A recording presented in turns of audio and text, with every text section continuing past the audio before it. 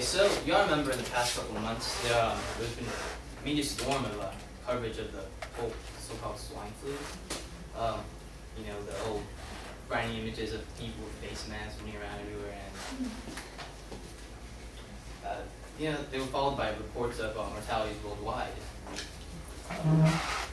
People panicked, and they closed down schools to fumigate, and people bought all kinds of face masks and sold out the stores and all that stuff.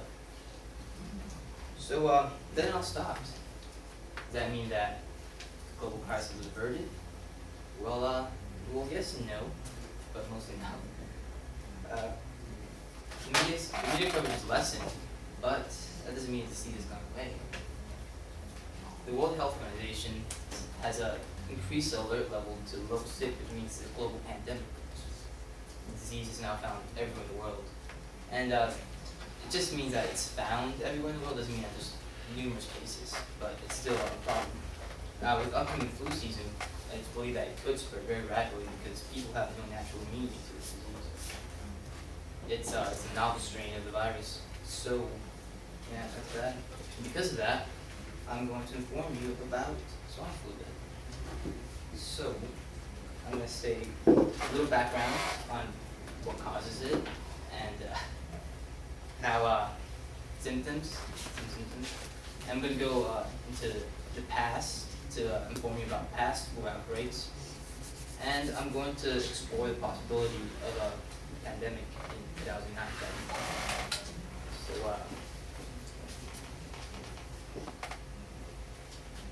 what causes swine flu? And it's the influenza A, H1N1 virus. There's nothing else that causes it, just that virus. You can't.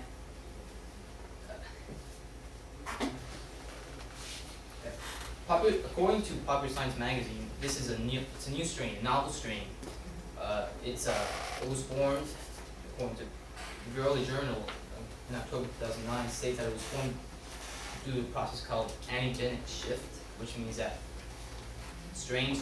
different strains from humans and pigs and birds all combined to make a new strain, and the host was the swine, the pigs. So people that worked with pigs kind of contracted the disease, and it spread. And this strain has no natural immunity, so people, it's pretty easy to catch. And since the mutated virus spread from human to pig, there you go. You cannot get this. That's not how it happened, probably, but yeah, you get the picture. Human pig. You cannot get it from eating pork products at all. It's not going to happen. So feel free to eat your bacon. And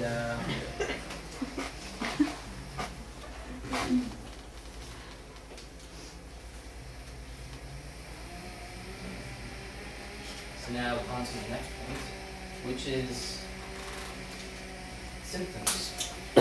Symptoms are fever, lethargy, which means kind of lack of energy, like appetite, coughing, nausea, vomiting, runny nose, sore throat, diarrhea, vomiting.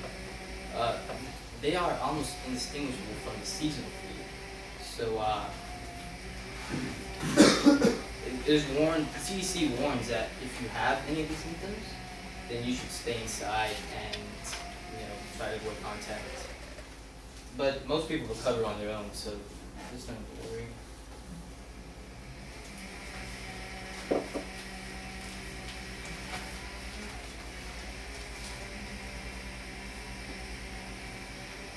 Okay, so now I'm going to go into past outbreaks.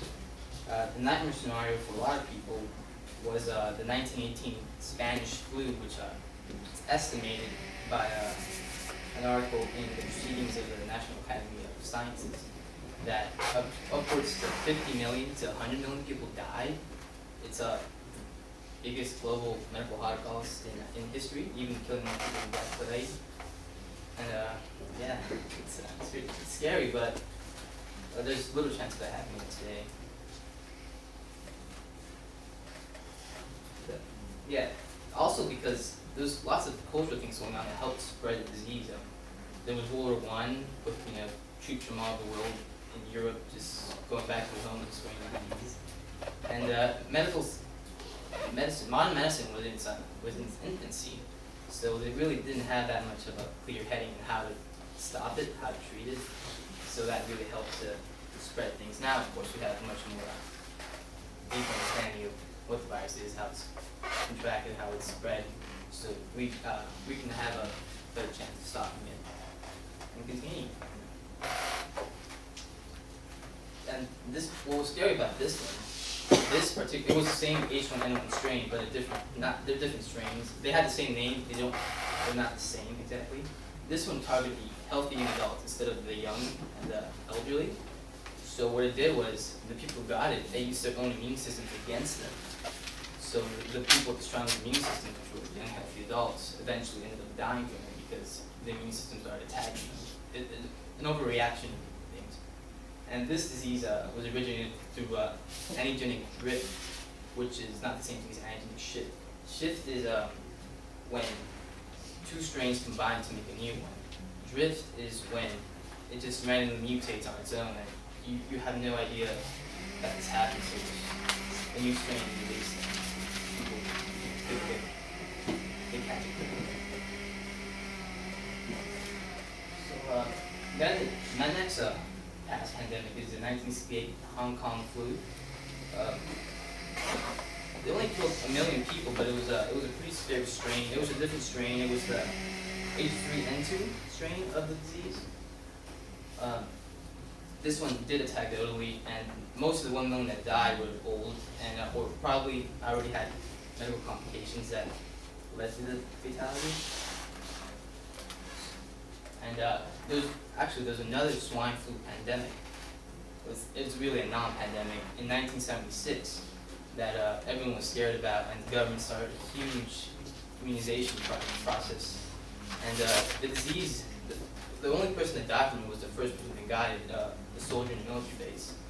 And but still, they immunized over 70% of the population, and 25 people died from side effects from the vaccination. So it was a total fiasco for the government.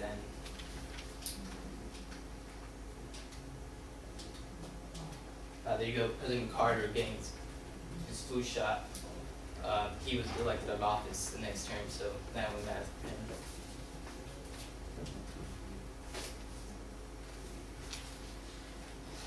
And well, now I'm going to talk about what exactly a pandemic is. Pandemic is just the global spread of disease.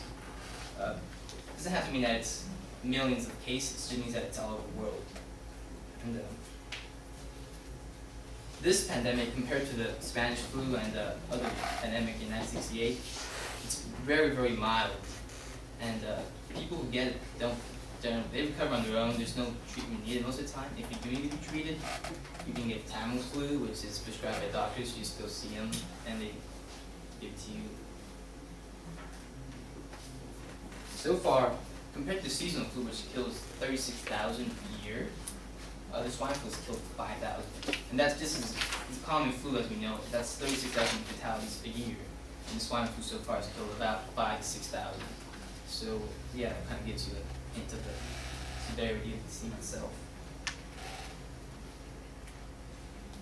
Scientific America, there's been they're trying to roll out a vaccine to vaccinate people, and Scientific America speculates that the vaccine will arrive too late to minimize it, to do the most possible prevention. It won't minimize the disease, but they'll still have vaccines, so you can go out and buy that if you want. And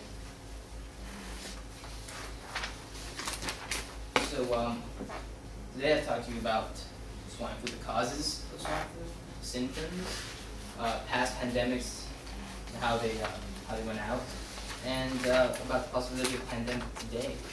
So I hope you now have not so frightened about swine flu, and it can spread rapidly, but it's not that severe. So I hope you